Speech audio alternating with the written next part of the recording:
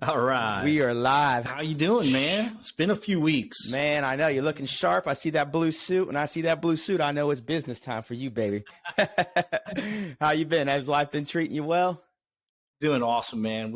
I just finished a podcast myself for the market update. Let's go. How'd it go? Everything looking good? Looking bright? Man, yeah, things are pretty good. I mean, interest rates are rising. Things are going to slow down a little bit, but nothing's going to really fix I don't see any kind of wave of inventory that's going to fix all the demand. So I think prices are going to, probably level off, and, hopefully we have some more houses that come on the market that we can sell. Yeah, I actually just bought my first house like this past week. So I'm going through that whole scenario and the Congratulations. Well, thank you, man. If you would have been local, you would have been my guy. How things down there in Florida, bro? This probably similar to what you're seeing in Lafayette. Very slow inventory. Interest rates are climbing. When I first started the house searching journey, it was probably it's been about 6 months now, and outbid, cash type of thing, which I'm pretty sure is indicative of across the entire states. However, interest rates now are becoming more of an interesting topic, because when I started that journey a few months ago, I was thinking I was getting approved like around 3.3%. And now I think I just got locked in around a 4.8. And I think even this week it's already at a 5.1. So it's just quickly rolling. So, I mean, that's part of the game. I haven't seen anything like that, man. Like move up that much percentage wise, in a very long time. I mean, it's almost double what it was, 5 months ago. Right. That's right. Yeah. And I'm hearing rumors. I don't know if that's what they are, rumors, but we're supposed to see over 6% by the end of the year. But that's saying end of the year. We're only here about to start April 1st, and we're already climbing into the early stages of 5. So have you heard anything of maybe like going above 6 this year? All of the experts have been wrong. So none of the experts, Fannie Mae, Freddie Mac, Mortgage Brokers Association, and National Association of Realtors, all of them had said that we were going to still be under 4% in the fourth quarter of this year. Yeah. So they're all been wrong. Now the Fed is moving way quicker than anybody expected to correct the situation we're in and try to tame inflation a little bit. So we'll see what happens. They really made some very quick moves, which I think all the experts knew they were going to go up, but it was supposed to be a gradual move. Yeah, it's going to be interesting to see how we correct the inventory situation. I don't know what the answer is. My old answer, my uneducated opinion would have been, maybe the interest rates. But if the prices don't necessarily cool, I don't know what the heck's going to have to happen for it. Well, I think the inventory, the interest rates absolutely will deter or trim off a lot of the demand. And so, it may not fix. I don't see like a wave of new inventory coming on the market nationally or, in our area. It's not like we're, in the next few months, we're going to have, double the amount of inventory hitting the market. But I wouldn't be surprised. We're already starting to see it. There will be people who fall out of contract because the interest rates have gone up too much. And there will be buyers that just won't be able to buy what they thought they could buy, and they're not going to move forward. So we will see our pendings decrease, I believe, at least in our area. And then we're going to also see, just less demand over the next 6 months if these interest rates stay where they're at, So, but, no one could ever expect to sustain what we've been experiencing over the last, 24 months. Yeah. So, it should be expected to, it's got to level off. Now, I don't think values are going to significantly decrease. They're still going to increase, but just at a much slower rate. Instead of like in our area, 10% a year, we're probably going to be closer to, 3% over the next, couple of years until things get, corrected with inflation. Yeah. Cause I bet you've had a lot of experience in the industry, right? Cause how long have you been in real estate now? Dude, are you trying to call me old? I'm not trying to call you old. I'm calling you the GOAT, baby. Like I know. I'm coming up on 20 years. I mean, I hope I didn't make an offensive play there, but I know that when we got to meet, you were telling me, I think you created the company. Was it in 2004? Yeah, I created Keaty Real Estate in 2004, but I started I started in the real estate business in 2022. I mean, in 2002 in Colorado. That's right. I graduated CU Boulder. Let's go. And started at Coldwell Banker right outside of Boulder, Colorado, Westminster, Colorado, and worked the Denver, Boulder, Front Range market for a few years, and then decided it was time to get back to my roots, move back to Lafayette, and I was young and dumb and you know what, and so I decided to hey man, I might as well, if I'm going to start a brokerage, I might as well do it now. Yep. And I was dumb enough to do it. Yeah. So that when you started in Boulder, I remember you telling me in Orlando when we got to meet a few months ago that you kind of learned a little bit, but then you realized the market share is kind of somewhat capped. So then your roots, you said the hometown Lafayette?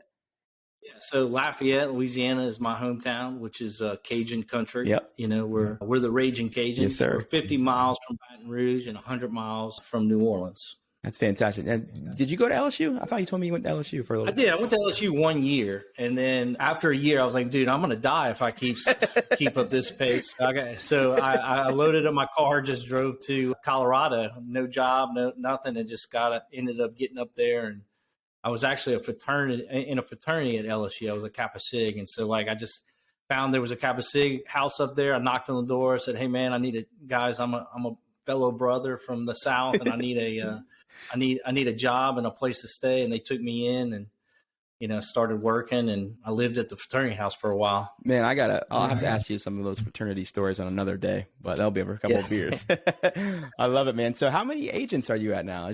I was counting on the website, and I'm like, I counted about 55. I don't know if we're that high yet, but yeah, we're about 55 agents on our team. Yeah. Wow, that's fantastic. So how are you able to continue to is there growth metrics? Is there certain things that you want in place, or is 55? That's an incredible feat. How have you been able to kind of get to that standard, to that level of volume? Well, I started with just me, Corey. When I moved to Lafayette, I bought a house and I moved into it, and it was in the downtown area where we're from. And so I started my office there. So it was I lived in my office. It was just me. I was just the main producer, and then eventually, took on some team members. And then, I got involved in NAEA, which is the National Association of Expert Advisors, Jay Kinder, Mike Reese. And, that was probably 2010 time frame. And they coached me and, opened my eyes to a whole nother way of doing business. And, I joined Boomtown, got heavily involved with that on the early end, and, really changed the trajectory of where I was going. So from coaching with Jay and Mike, and then, it was a slow, painful process, but it was very fun, man. I enjoyed every minute of it. I wouldn't trade any of it. Went through lots of different mutinies and different agents, coming and going. But what I learned, early on in the process of growing is, it's not about, the person you bring on. It's really not about their experience. It's not about their production. It's about, are they a positive person? Are they positive? Are they coachable? And, are they serious and do they really want to do well? And so I took myself out of that process as far as the hiring, and really brought on my team, because anyone who has a team in any business will tell you that, one bad apple can ruin everything. It's like cancer. Yep. And so, I'm a very optimistic person. So when I meet somebody, I'm all in, and I know they can do it. If I can do it, then anybody can do it. You just need to follow my lead. Right. Mm-hmm. And I found that was not necessarily the best move, because I believe too much in certain people, when even more than they do. And what I learned is it's better to have my team hire my team. So that's our process. My job is as the broker, the team leader, and the trainer. So I train, I onboard, I go to recruiting, meetings. If somebody's interested in real estate, I encourage them to apply through our process.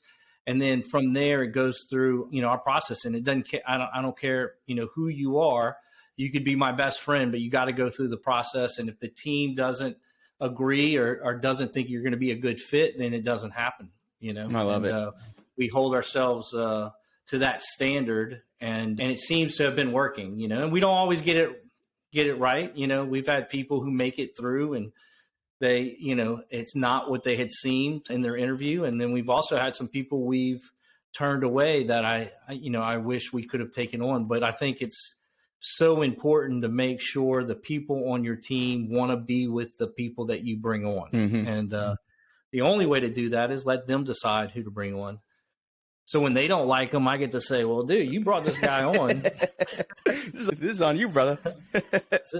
No, I think you guys done a fantastic job, because in the night that we got to actually hang out and meet the team, man, I felt that vibe that you were talking about. Everybody seemed to have that collaborative, that energy. They liked each other. We had a great time. It was a fun event in Orlando. I feel like those events right there are some of the best time to kind of cultivate and meet new relationships, but then you kind of experience other people's team dynamics. And I noticed that right off the rip. Austin and I both, applaud you guys for what you've built over there, because everybody is kind of like a brotherhood. Everybody's like willing to help out, lean a hand, talking business, but also talking family. And, we laughed over jokes and, old times. So like, it's beautiful stuff in that. So applaud you and your team for being able to cultivate that, because I know it's a lot easier said than done. Thanks, man. Yeah, absolutely. How are you able to And we thought the same with you guys. It's about, who do you really want to hang out with? Who do you want to spend your life with? Because the truth of the matter is, I'm sure you and Austin spend more time together than sometimes your family. So it's important that, you've got a good core group of people, and you have to nurture it. Mm-hmm. I mean, we strategically plan in our cultural events, and we try to make it part of, our business, where it's non-negotiable. Like we have coming up our crawfish boil. Nice. We do it every year. We do a camp out and a crawfish boil. That's awesome. We bring in, we're bringing in Boomtown. They'll come in and they'll do our quarterly meeting where we'll go over a lot of stuff. We'll bring in a speaker. Actually, Emily from Tom Ferry, our coach, is coming in.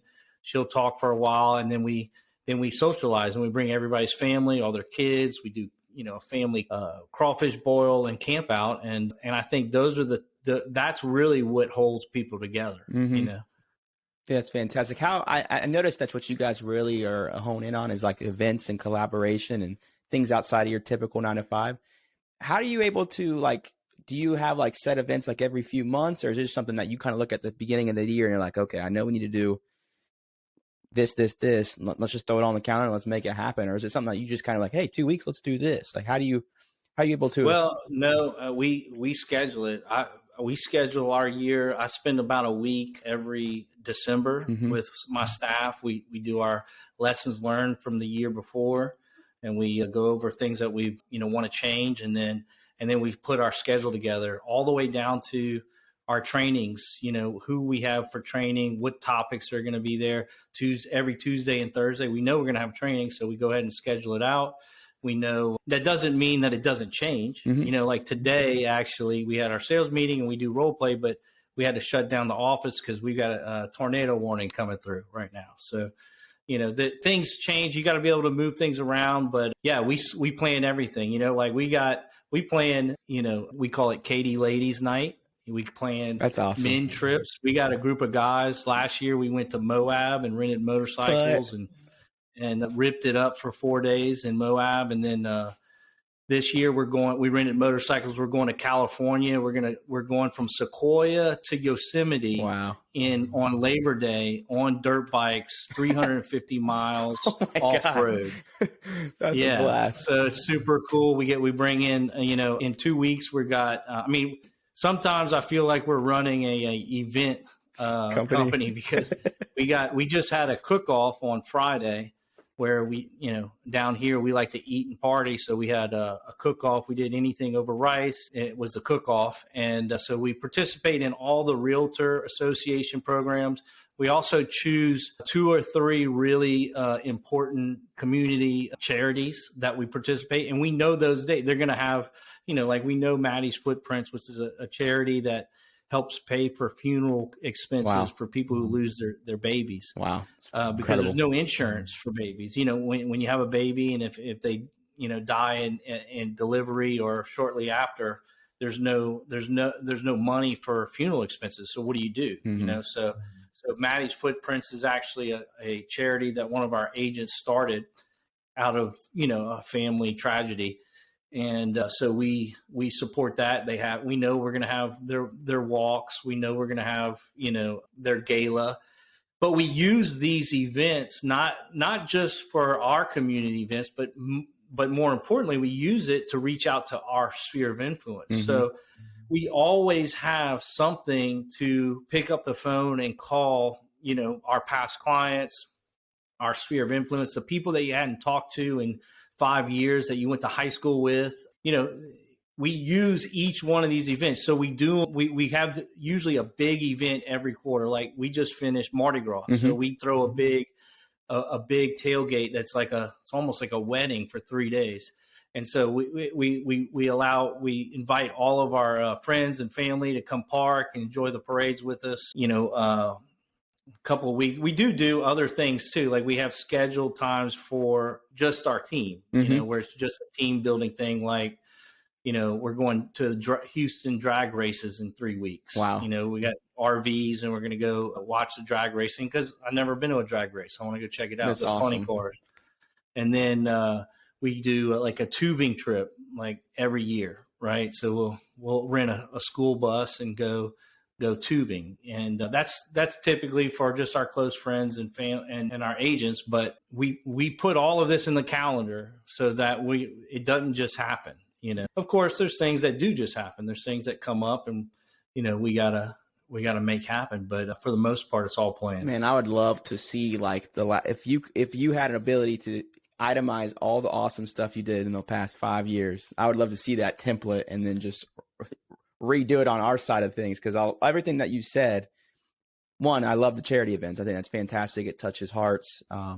Something that I would love to get more deeper involved in, and then also in turn, like the fun things. But what a way to also leverage your sphere of influence. Like instead of just always cold calling them and just like, hey man, you looking to buy or sell? It's, hey, February 14th, yes, we're doing this, but did you see this foundation's doing this down at Munn Park or a local area? Like it's such a great way to leverage a great cause, but also have touch points. Hats off to you. You're exactly right, Corey. And it sounds something like this. If I was reaching out to you, but hey, Corey, it's Jim Keaty. I know we hadn't talked in a while, but I was thinking about you in Austin, and I saw something on Facebook, and I thought I'd give you a call, because we've got Mardi Gras coming up. We host a big Mardi Gras event, and we would love to see you and your kids, and love for your kids to meet my kids, and I just wanted to extend an invitation to you. And then the conversation will always go towards, well, what have you been up to? Well, I'm in real estate. Oh, how's the market? Yep. And then obviously you go right into that, Well, just how you and I started this call, you were talking about a market report, and it was, since you and I had some form of rapport from the jump, it was not a forced conversation. It was an easy, how is it over there? How is it over here? Yep. So it's so easy at that point. So easy. It's so easy in real estate. Everybody wants to talk about real estate, and so it's just a matter of being prepared and knowing what to say and saying it over and over again, but being very intentional and knowing what you're trying to get, the ultimate goal. For me in that conversation, they majority of the people we invite to our events do not show up, mm-hmm.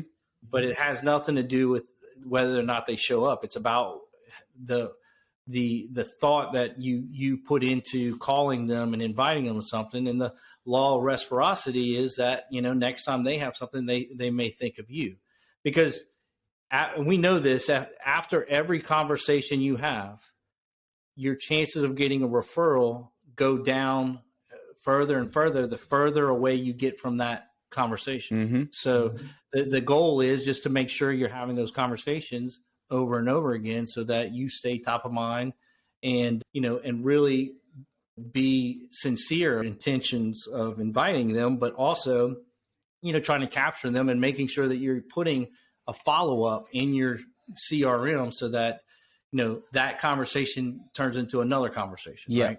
So do you guys do like anything within the CRM? Do you guys still do any kind of mailers or like automated drip campaigns, like based off of something like that? Like, so you have multiple touch points?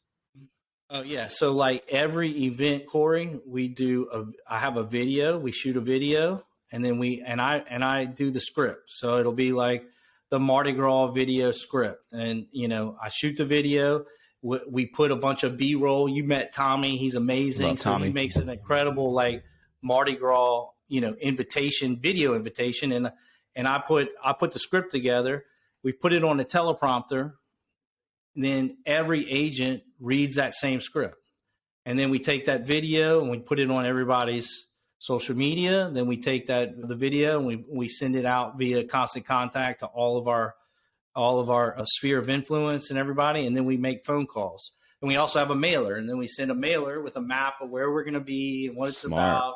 And so we're hitting them from, every direction we can because, my friends, aren't on Facebook. So if I just post that video on Facebook, most of the guys I know aren't going to see it. So I also use slide out broadcast.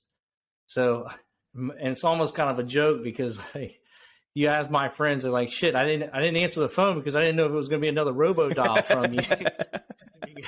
But there's no better way. If I want to reach out, my sphere of influence is almost, 950 people.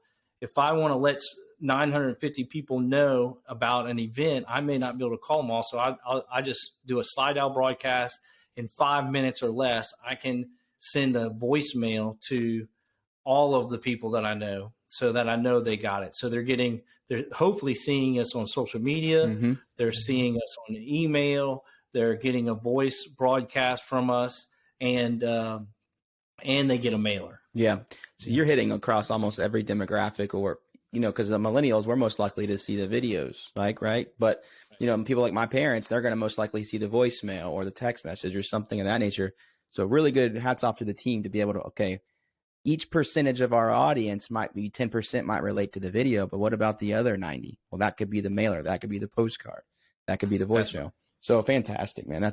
You gotta do everything. You can't expect, I got to do everything with my office. Like I can't just say, hey guys, we're going drag racing at the sales meeting. Yeah. They're not going to, it'll be like my best friend or it'll be, Charles or Tony. And they'll be like, hey, you ready to go drag racing? I'm like, I didn't know about drag racing. Yeah. And he's like, dude, I said, y'all, I've been talking about it. Well, you can't just talk about it. Even with your team, you got to send an email out. We have we call it a daily dose email and a daily dose text. And we put it on a team Facebook page. And I do the slide dial broadcasting because that's the only way I know I can get participation is just, treat them just like anybody else, See, that's so cool that you had the experience seeing it from the very jump. You started the team by yourself. Now you have 50 plus agents. You've gotten to learn the communication that has to happen. And I'm sure it's evolved so much just from 3 years ago. You need this system. You need this way to communicate. You need that. What a testament to be able to figure out, okay, everybody has different learning styles. Everybody learns to communicate separately. And it seems like you guys are right on top of trying to figure out how can I get in front of every segment. So everywhere, even internally, they know it. And that's such a big thing that I've learned. We've only been in business for the last 3.5 years. And we have a team of, we're 7 of us now. So we're slowly growing, but I'm starting to learn, just like you mentioned, me just putting it on a quick Slack message or just a quick text doesn't suffice all the time. It's got to be 3 to 5 different ways and then bears repeating. So, So interesting. Yeah. It can be very frustrating. And, especially for my staff, I'm the only person in my organization that really understands both sides, and this is very funny because like I'll have a staff member who is so frustrated because the agents aren't doing XYZ or they didn't listen or they didn't read our email or whatever else. And it can be frustrating, but I tell them, look, just be prepared. If you're going to have to say this, when you think you've said it too much, you got to say it 10 times more. And that goes with everything. And it's interesting, very interesting. Most of my staff members, start, on salary as, front desk coordinator, then they go to marketing, but, majority of them end up getting into the real estate business. And it's really funny. And I say this all the time, like, hey, look, your staff and all the things that you hated about the agents, that's all going to stop. Like immediately, once you become an agent, you're going to understand what their perspective is. I became what I despised. Yeah, the staff, they don't understand like, oh, well, the agents come and go. So they think the agents aren't doing anything when they're not at the office, and they never see them, and they're not turning in their paperwork, and they're not doing X, Y, Z. And it seems so simple to the staff, but they just don't know the other side. And it's like clockwork. Literally, I had an agent, a staff member, just 2 months ago, to become an agent, and within a week she was saying the same stuff, and we're laughing about it because we're like, you're saying exactly what you hated. Yeah. And like, it's just a funny dynamic because, technically the agents, the staff here doesn't work for those agents. Yep.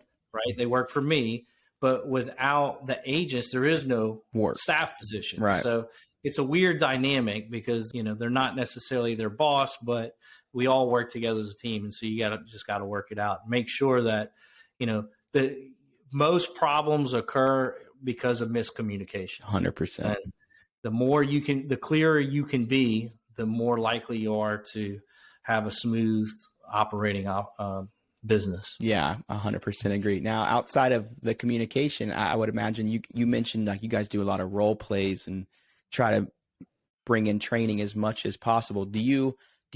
How often do you like try to keep sharpening the axe, so to speak, to where everybody feels sharp and prepared? Is there anything that's in specific that you put in place that you feel has been like massively beneficial? Well, yeah. Okay. Well, I'll tell you a story, Corey. So, I got into National Association of Expert Advisors probably in 2010, somewhere around there. And I really started to learn. They had an amazing incredible buyer and seller presentation and scripts. Brian Moses was one of their head guys. Wally Bressler. I mean, really legends in script building and presentation. And I still keep up with all those guys. I owe a lot to all of them. But so I would come back, right, and I would learn it, because I was selling at the time, and it didn't take, really, come on, everybody has graduated high school. Mm-hmm. We all learned a presentation, and it shouldn't be that difficult to learn 5 pages of a script. You know what I mean? Certainly. But for whatever reason, I could not get it across to them. And I think it was like a year and a half of every single week doing role play and like doing the scripts and trying to teach the agents the buyer presentation and then the listing presentation. And I was just not being successful at it. So I kind of almost threw my hands up. I was like, man, that's just not going to be, because we were horrible, dude. Like so painful. Like you could imagine being in a room and they're just bombing it every freaking week. Like it made you want to throw up. Right. Well, so I didn't know what to do. I was like, you know what? I'm going to call my high school speech debate teacher. Smart. Who actually, was one of the top debate coaches in the state. She's won some awards and stuff. So I called, her name's Miss Surratt. I called her up. I was like, Miss Surratt, I want to hire you to come in and coach my team. Yeah. And she, so we negotiated a price. It was basically like a tutor price. I think I still do pay her $50 an hour. And so she comes in, and this part of our onboarding process is they work with Miss Surratt, and they work with her until they can get and do the presentation seamlessly. Wow. They have to learn it and continue to do it until they got it. So that's been happening for probably almost 10 years. Wow. Now she's been working here. So, yeah. So I guess to answer your question, like I had to look inside and like, look, I'm not getting the job done. Mm-hmm. I'm not a debate coach, teacher, and I'm not able to do what I want done. So by getting her to do it, I think there was more respect.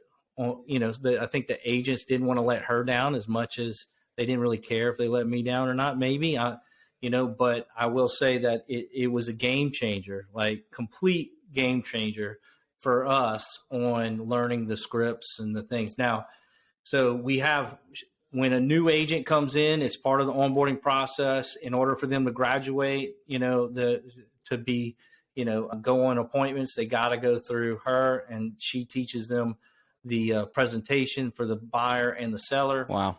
And then on Wednesdays at 9, we role play it. And I used to and still do, will record it, and I send it to her, and they, in front of everybody, and so they can watch that. So we've got lots of recordings too, and then when we have a good recording, I put that into the training module, and so they can listen to all the other people. They can listen, they can see, those different presentations, so they can learn it. Wow. So we use just like everything. We're using video, we're using Miss Surratt as coaching, and then just role playing, going back and forth. Sometimes we'll also, like at this last Orlando, we ended up partnering up with one of the companies, and we're going to be doing role playing with people from other cities. Very smart. I love it. One of the cool things is too, we'll call each other's competition. So like I'll call Ryan in Ohio, I'll call his competition, and his team will be on the phone, and they can hear what his competition is saying, and then they'll call my competition. So I love it, dude. So yeah, what a way to bridge. So you have realtors come in, and the prerequisite essentially is, hey, you're going to go through Miss Surratt? Miss Surratt. Miss Surratt, she's going to take you through the protocol in terms of all the things that you need to do. Learn it from the jump. You come in, now you have the ability you got the communication tools in place. So everything is flowing that way. You're reviewing calls, scripts weekly, checking out the competitors, what they're saying. So you're definitely leveling up each step of the game. And then you have the social events and the charities here and there, so to really establish the rapport, the work ethic, the people, the reason they love it, and they're making money on top of it. I would call that, brother, it's a damn good profession right there that you got rolling. Well, it was a 10-year overnight success. It's a lot of pain. Trust me, my man. Well, that's why. And we're still working on it. I mean, we're constantly trying to improve and, increase our standards. Well, that's exactly why I wanted to have you on this particular show, is because it's titled How We Got Here. And I know it's not something that is done overnight. There's a lot of failures that wound up being some forms of success, and it's continuing to swing that bat, realizing what works, what doesn't, how can I become more successful, and really just pour into the people that are helping us get there, and continuing just to grow in that dynamic. So you're a consummate professional in that regard, man. I really appreciate you hopping on. I want to ask you one more question. So if you could fast forward to the end of 2022, if you could reflect this whole year, what would be one thing that you could say, man, this year was the best year yet? Is there one thing that you could think that you could put in place this year that maybe you might make it the world of difference? In what aspect? Just anything? Yeah. Just what would make this the absolute best year? Yeah. Well, personally, business is one thing, but what would make this the best year for me personally is just really to look back and be able to say, we lived this life this last year as outrageously as possible. And I couldn't squeeze another fucking thing. Let's go. Can I say that? Of course. Sure, anything you want, baby. I couldn't squeeze another life experience in. And I've got, I'm closer to my wife, Danielle, and I've learned more about my kids, and I got to spend a lot of time with them. That would be probably the number one for personal, but for business, our goals are to increase, we're trying to bring on 75 new agents by December. Wow. And we're on our, we're on track, but, we've got a lot of different things that we've created. Success to me would be, we've packaged it all up, and we have a easy step-by-step process to onboard, all of our expert advisors, our agents, so that they can be successful. That would be our number one thing. We're building this out in Kajabi, so it's really going to be a course, because really when you get to this level, it's going to be when you're trying to expand and hire a lot of agents, and it really becomes, if you want quality, it really becomes, how do you onboard those agents as quickly as possible? And our promise to our agents are, I'm going to take a 10-year career, and I'm going to condense it into 24 months. Give me 24 months and I will change your life, and you can hit all of the goals that you want to hit. But in order to do that, we have to condense and work way harder than any other, brokerage or team out there. And so that's our brand promise. And in order to do that, you've got to have a process. a step-by-step onboarding process that's scalable, Yep. right? And so that would be my ultimate goal, is to, package everything that we have and build out and to be able to say we have built out the step-by-step process for the onboarding and are on our way to 100 agents. I love it. Where we want to be. I can't wait. I know you're going to do it, man. Everything that you talked about today shows that you're pouring into the individuals. They're going to hit their goals. It's just now getting them to come in and get exposed to the brand. So I'm excited to watch from the sidelines. I'll be following. Thanks, You bet, brother, man. I hope I can see you soon. Are you at any big events here in the next 6 months? That I think I'll be at NAR in Orlando, which I think. Yeah, we'll be there for sure. It's November, I think. We'll probably be at the summit for Tom Ferry, and then I'll probably be there there's too. a couple other Team Plus events we're planning on going to for the summit. For Tom Ferry. Mm-hmm. Yeah, we'd love to have you down here, man. You should come down to our Crawfish Bowl. When is it? The Thursday before Good Friday.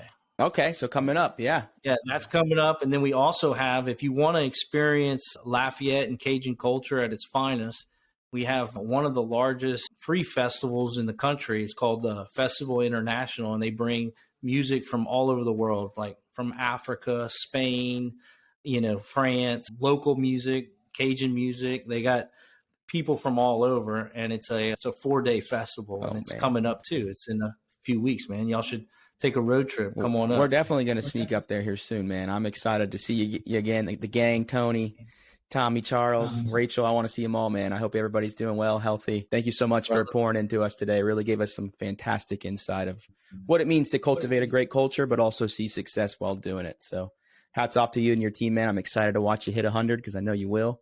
And hopefully I can see you in person here shortly, brother. All right, man. Well, thanks a lot, Corey. Thanks for having me. I'm honored to be part of it. And whatever you need, man, I'm here for you. Appreciate you, Jim. You'll have a fantastic week, man. Thanks again. All right, brother. See you, buddy. Later.